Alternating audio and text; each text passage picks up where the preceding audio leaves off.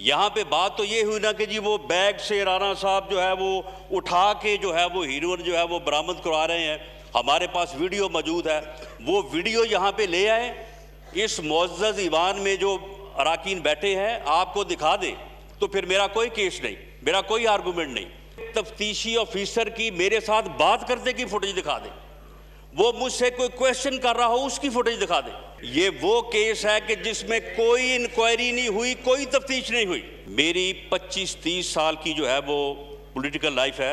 अगर इन 25 सालों में मैंने किसी मंशियात फरोश, हीरोइन फरोश की कभी सिफारिश की हो, कभी मैंने किसी ऐसे बंदे के साथ तल्लक रखा हो, अल्लाह ताला का कहर और गज़ब मेरे ऊपर जो है वो नाज़िल हो। ये अल्लाह की पाक किताब और रब्बे ज़ुल जलाल के जो नाम छत के ऊपर लिखे हैं, मैं इनको गवाह ठहरा के कह रहा हूँ कि मैं ये सच कह रहा हूँ।